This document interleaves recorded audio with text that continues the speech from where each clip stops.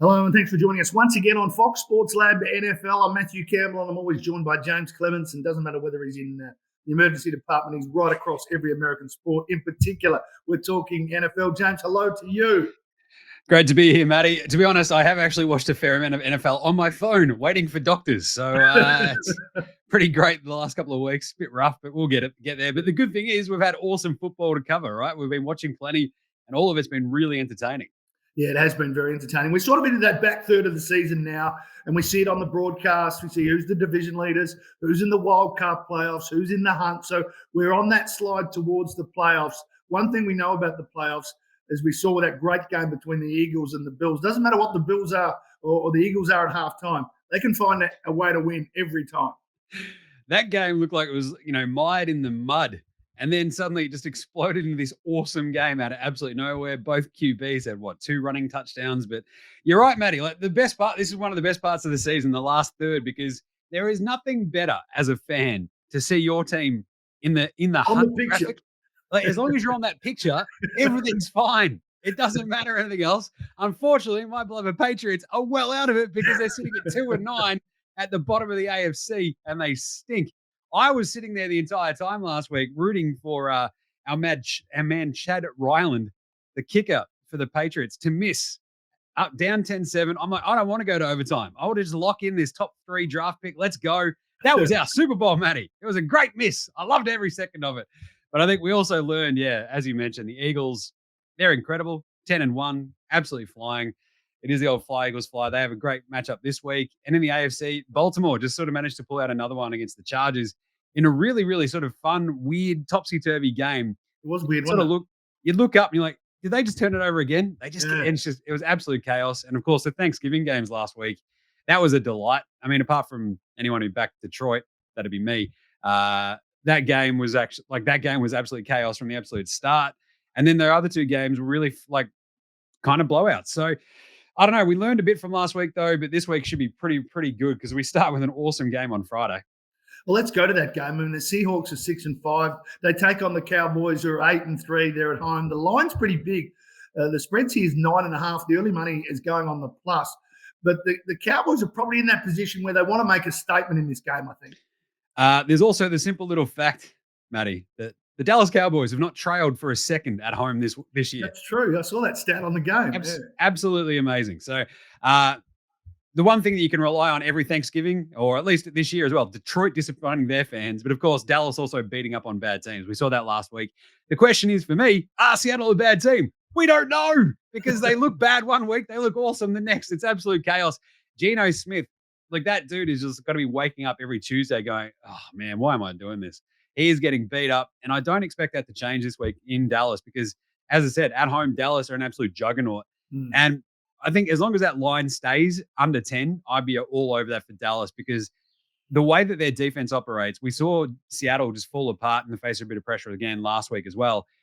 This is the thing. Dallas, we've got Dayron Bland just out there pulling off a record amount of pick sixes already. You got Micah Parsons. That Dallas defense is absolutely no joke. It's like a top 3 unit in the league. They're awesome. They should absolutely smash the Seattle defense. And on the other side, Dak Prescott's playing probably the best ball of his career. I've mentioned this before, I think, heading into the season. He'll have these 4-week stretches where it looks like the best quarterback you've ever seen. He's in the middle of one of those at the moment, especially, beating up on bad teams. But Seattle, their defense isn't too much chop. They're not too bad against the run, but against the pass, they're ranked 22nd. So I'd be looking there again. CD Lamb had a little bit of a quiet one last week up against the Commanders. But I expect him, he had, 3 straight weeks of over 150 yards prior to the past fortnight. So I think he's going to have a big bounce back. I'd be looking at him for probably over that 100-yard mark and probably a touchdown again as well. And I'd go Dallas to the line. Seattle can also pick up touchdowns, so I'd probably still go with the over, I think, in this one because Seattle, look, they've still got weapons. They've got Zach Charbonnet as a running back, filling in for Kenny Walker. But as long as Geno can sort of still hit, the likes of Metcalf and co, I think they can squeak out enough points and this one goes over as well. All right, that's Thursday night footy. We'll see here on Friday morning. Over the Sunday night games, there's a few there. The Broncos take on the Texans. They're both 6-5, and the Broncos are coming off another win over a higher-rated team. So I think we now have to start taking the Broncos seriously. And then also we get to one of the games of the year early that we can watch. is, of course, the 49ers taking on the Eagles. It should be magnificent. That's right. I mean, we sort of hit on that playoff idea earlier. The fact that Indy and Denver are somehow, again, in the hunt graphic, they're literally right there on the cusp. They're on the bubble, Matty. It's chaos. Denver, they got smashed 70-20 earlier this season. Sean Payton's obviously turned that team around. Russell Wilson, he threw for 134 yards or something last week. It didn't matter. He just keeps sort of throwing up that little bubble pass to Cortland Sutton. He brings it down every time. But this, that game is something where I'm looking at the Texans, wildly improved, looking awesome. CJ Stroud throws the nicest ball in the NFL at the moment. Yeah.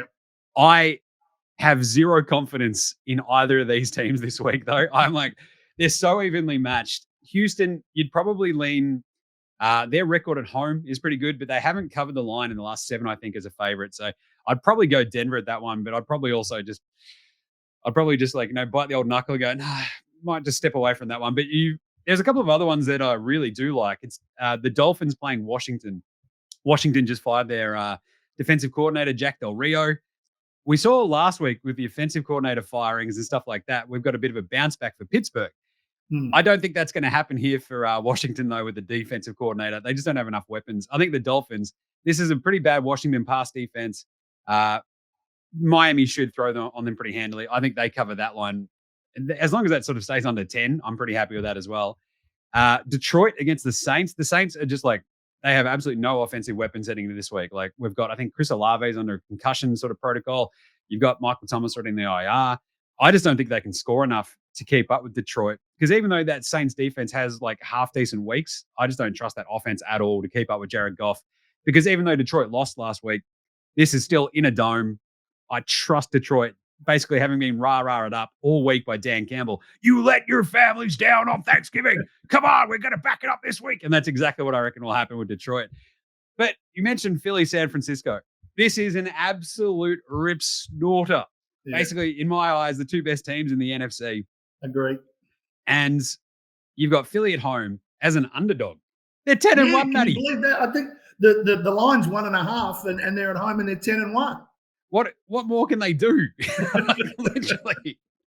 I mean, it's chaos to me. We did talk this one out. We've talked this one out sort of all week, looking at San Francisco. The balance on both sides of the ball is, of course, incredible. Yeah. I actually don't mind Philly, though, in this spot. I had sort of talked myself into the Niners, but I'm going to go Philly, I think, at home as an underdog, just because San Francisco, with a couple of weird little holes on defense, you might see a big A.J. Brown game. Hurts and co. I reckon this would be a bit of a tussle, so I'd stick with the under on that one, but I'm going to go Philly at the line there as well. And there was one other game that I wanted to really quickly hit on is Tennessee-Indy. You know my rules there, Matty. No dice with the AFC South. But the Tennessee Titans, all they do, they stink. That is a bad team, but they win at home. So I don't actually mind them getting points at home. They're plus 1.5 as well. So they're probably my 4 favorite picks for that Sunday slate. The Philly-San Fran game, though, is an absolute ripper, and it's very hard to pick. It is a must-watch for sure. Sunday night footy, we've got the Chiefs who got a 4.5 spread up against Green Bay. We watched Sunday night footy without Chris Collinsworth last week. It just wasn't right. Jason Garrett, I don't think he'll be getting invited back anytime soon. It was just weird, stepping on Mike Tirico's commentary time and time again, weirdly laughing. I don't know. I miss Collinsworth. I didn't think I'd say that this year, but I really did. But this game is set this is one of my favorite things, Matty, is uniform matchups. This is an absolute classic, beautiful, amazing uniform clash basically between the Chiefs and the Packers. 2 all-time beautiful uniforms.